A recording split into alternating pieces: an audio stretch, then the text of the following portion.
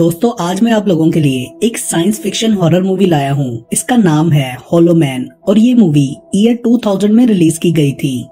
Film के start में हम एक एरोगेंट साइंटिस्ट सेबेस्टियन केन को देखते हैं जो एक फॉर्मूला पर काम कर रहा होता है। उसको मिलिट्री ने एक प्रोजेक्ट दिया था कि वो कोई ऐसी मेडिसिन बनाए जिससे किसी भी लिविंग थिंग को इनविजिबल और फिर दोबारा से विजिबल बनाया जा सके। 4 साल लगाकर उसने अपनी टीम के साथ मिलकर ऐसी मेडिसिन तो बना ली थी जिससे किसी को भी इनविजिबल बनाया जा सके, लेकिन वो ऐसी मेडिसिन नहीं बना पा रहा था जिससे वो इनविजिबल हुई चीज को दोबारा से विजिबल कर सके। इस वक्त भी वो इसी फॉर्मूले पर काम कर रहा होता है और फिर आखिरकार 11 माह की मेहनत के बाद वो ऐसा सीरम बनाने में कामयाब हो जाता है जो गायब हुई चीजों को वापस ला सके। वो ये गुड न्यूज अपनी टीम के बाकी लोगों को सुनाता है और उन्हें लैब में आने के लिए कहता है क्योंकि उसे ये सीरम एक गोरिल्ला इजाबेल पे ट्राई करना था जिसे उन्होंने इनविजिबल बनाया हुआ था। उसकी टीम में उसकी एक्स गर्लफ्रेंड लिंडा, मैट, सारा, जेनिस, कार्टर और फ्रैंक शामिल थे। लिंडा अब मैट में इंटरेस्टेड थी और उन्होंने ये सब सेबेस्टियन से छुपाया हुआ था। अगले दिन वो सब लैब जाते हैं। इजाबेल काफी टाइम से इनविजिबल रहने की वजह से बहुत ज्यादा एग्रेसिव हो गई थी, इसलिए सेबेस्टियन और मैट काफी मुश्किल से उसको बेहोश करते हैं और फिर उसे लिटाकर उसमें सीरम इंजेक्ट करते हैं जिससे इजाबेल को पहले बहुत मुश्किल होती है। उसकी हार्ट बीट तेज हो जाती है और उसे हार्ट अटैक आता है। वो लोग उसको इलेक्ट्रिक शॉक्स देकर बचा लेते हैं और फिर उसकी बॉडी आहिस्ता आहिस्ता पूरी तरह विजिबल हो जाती है। उसका एग्रेसिव पन भी बिल्कुल खत्म हो जाता है। वो सब अपने एक्सपेरिमेंट के कामयाब होने पर बहुत खुश होते हैं और सेलिब्रेट करने के लिए रेस्टोरेंट में जाते हैं। वहाँ सेबेस्टियन लिंडा की तरफ दोबारा से इन्फेचुएट होने लगता है। उसके बाद वो लोग मिलिट्री कमेटी के साथ एक मीटिंग कर रहे होते हैं जिसमें सेबेस्टियन उन्हें अपनी सक्सेस के बारे में रिपोर्ट करने की बजाय झूठ बोल देता है कि ये काम बहुत मुश्किल है, इसलिए मैं अभी तक इसे पूरा नहीं कर पाया, सो मुझे थोड़ा टाइम और चाहिए। वो कहते हैं कि हम तुम्हें पहले ही बहुत ज्यादा आजादी दे चुके हैं, तुम्हारी एरोगेंस को भी बहुत बर्दाश्त किया है, इसलिए अब हमारी बर्दाश्त खत्म हो गई है और अगर तुम इस काम को जल्दी खत्म नहीं कर सके तो हम तुम्हारी जगह किसी और को ले आएंगे। बाहर आकर मैट और लिंडा उससे पूछते हैं कि तुमने झूठ क्यों बोला, तो वो कहता है कि मैं इसे किसी इंसान पर ट्राई करना चाहता हूँ, लेकिन अगर हमने मिलिट्री को पहले बता दिया तो वो इसे अपने कब्जे में ले लेंगे। वो बताता है कि मैं इसे खुद पर टेस्ट करना चाहता हूँ। उसके बाद वो लोग टीम के बाकी साथियों के पास जाते हैं और सेबेस्टियन उनसे झूठ बोलते हुए ये कहता है कि मुझे मिलिट्री ने इसको खुद पर एक्सपेरिमेंट करने की इजाजत दे दी है। लिंडा उसे इस बात पे सपोर्ट करती है। बाकी सब उसे ऐसा करने से रोकते हैं लेकिन वो नहीं मानता और फिर आखिरकार वो सबको मना लेता है।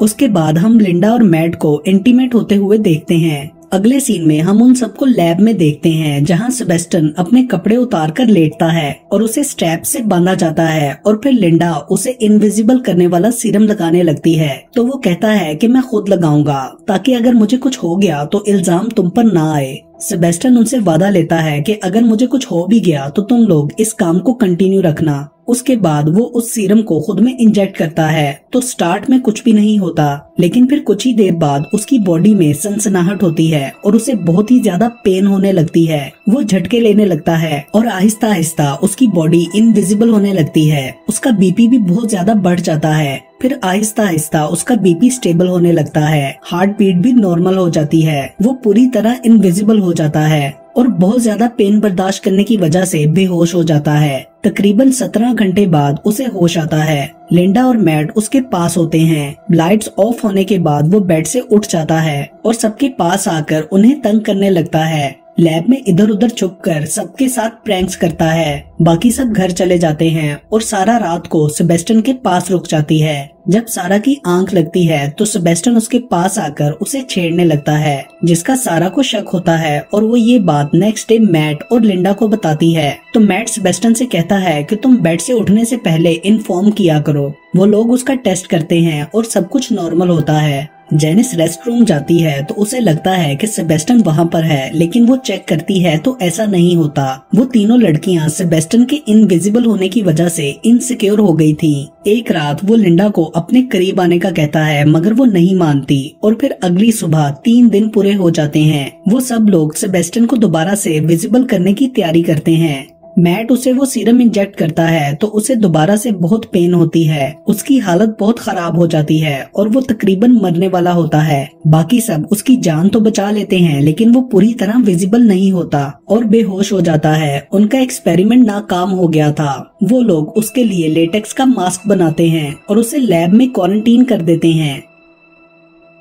मैट और लिंडा नया फार्मूला बनाने की भी कोशिश करते हैं ताकि सेबेस्टियन को विजिबल कर सकें। 10 दिन से क्वारंटीन में रहने की वजह से सेबेस्टियन बहुत ज्यादा तंग आ गया था और अपनी कंडीशन की वजह से बहुत ज्यादा एग्रेसिव हो गया था। इस वजह से वो मैट से भी उलझता है। आइसोलेशन में रह रहकर वो बहुत ज्यादा परेशान हो गया था और फिर एक दिन तंग आकर वो लैब से बाहर चला जाता है। लैब में मौजूद कार्टर बाकी सबको इन्फॉर्म करता है। सेबेस्टियन अपने घर आ जाता है। घर आकर वो अपने साथ वाले घर में एक लड़की को देखता है जिस पर वो पिछले कुछ दिनों से नजर रख रहा था। वो अपना मास्क उतार देता है और लड़की के घर जाकर बेल बजाता है। वो लड़की दरवाजा खोलकर देखती है तो वहाँ कोई नजर नहीं आता, लेकिन सेबेस्टियन उसके घर के अंदर चला जाता है और उस लड़की के साथ जबरदस्ती करता है। दूसरी तरफ लिंडा सेबेस्टियन के घर आती है और उसके कपड़े और मास्क देखकर मैट को फोन पर इन्फॉर्म करती है और लैब में वापस आ जाती है। सब लोग लैब में सेबेस्टियन को बेहोश करने की बात कर रहे होते हैं क्योंकि उसका इस तरह बाहर घूमना उन सबके लिए खतरा था कि तभी सेबेस्टियन वहाँ आ जाता है। वो लोग उससे घर से गायब होने का पूछते हैं लेकिन वो नहीं बताता।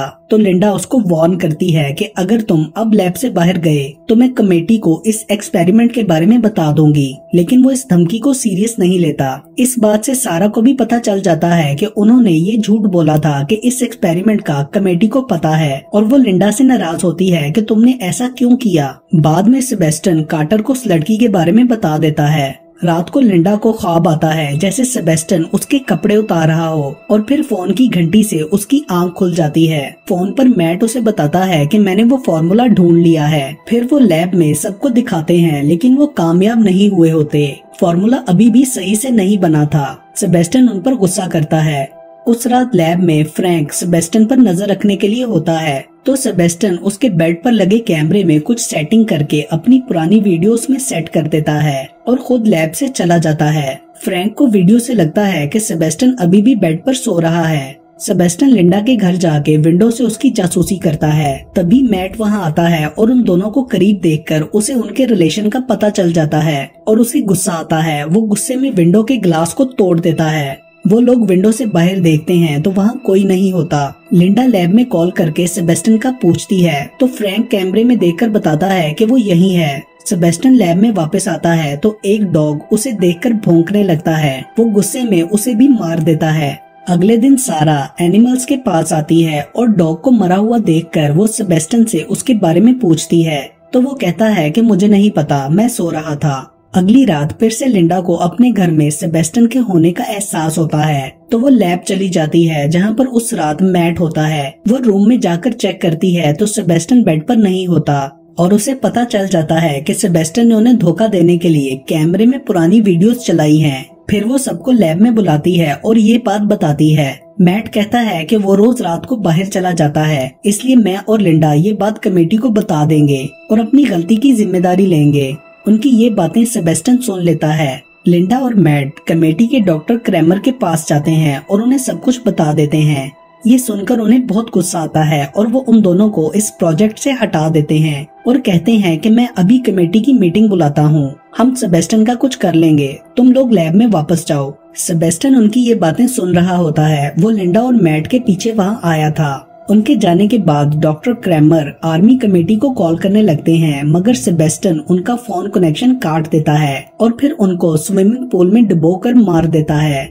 अगली सुबह सेबेस्टियन लैब में होता है और लिंडा वहाँ आती है। लिंडा मैट से पूछती है कि डॉक्टर क्रैमर का फोन नहीं आया तो वो फिर खुद से कॉल करती है तो उसे पता चलता है कि डॉक्टर की स्विमिंग पूल में डूबकर मौत हो गई है। फिर वो कमेटी के एक और मेंबर को कॉल करने लगती है तो उसका कनेक्शन भी कट चुका होता है। वो लोग सिक्योरिटी को बताने के लिए लैब से बाहर जाने लगते हैं, मगर उनके एलिवेटर एक्सेस कोड निकाल दिए होते हैं, जिसकी वजह से वो बाहर भी नहीं जा पाते। वो समझ जाते हैं कि ये सेबेस्टियन ने किया है। जेनिस एक रूम में कुछ लेने के लिए जाती है तो सेबेस्टियन उसे मार देता है। वो लोग एक डिवाइस के थ्रू सेबेस्टियन से बात करते हैं और उसे सामने आने का कहते हैं, मगर वो कहता है कि मैं तुम लोगों की बातों में नहीं आऊंगा और ये भी बताता है कि डॉक्टर क्रैमर को मैंने मारा था और वो कमेटी को कुछ नहीं बता सके थे।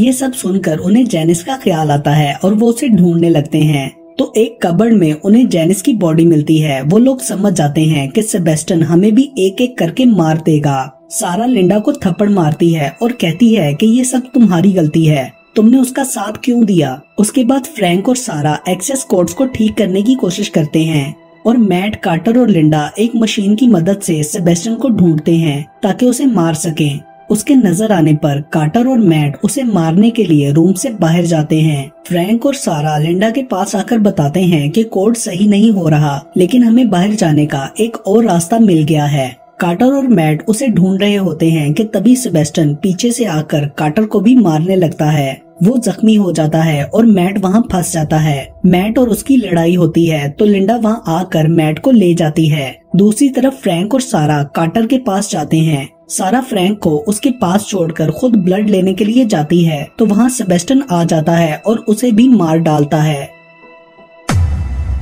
उधर कार्टर भी खून ना मिलने की वजह से मर जाता है तो वो लोग सारा को देखने जाते हैं। उन्हें वहाँ सारा की बॉडी मिलती है। तभी सेबेस्टियन वहाँ आकर दरवाजे में खड़े फ्रैंक को पीछे से रॉड मार देता है, जिससे वो भी मर जाता है। उसके बाद सेबेस्टियन मैट को भी वही रॉड मारता है, लेकिन लिंडा उसे बचा लेती है। सेबेस्टियन उन्हें कोल्ड स्टोरेज रूम में बंद करके फ्रीजर ऑन कर देता है। लिंडा मैट के जख्म को टेप से बंद करने की कोशिश करती है और सेबेस्टियन बाहर मास्क और कपड़े पहनकर तैयार होता है। रूम में सर्दी बढ़ रही होती है और मैट दर्द से बेहोश हो जाता है। तभी लिंडा को एक आइडिया आता है और वो डेफिब्रिलेटर की मदद से इलेक्ट्रोमैग्नेट बनाकर दरवाजा खोल लेती है। दूसरी तरफ सेबेस्टियन लैब में एक्सप्लोसिव केमिकल्स की मदद से बॉम्ब बनाता है। लिंडा मैट को बाहर लाकर उसके पास आग जला देती है ताकि उसकी बॉडी को गर्मी मिले।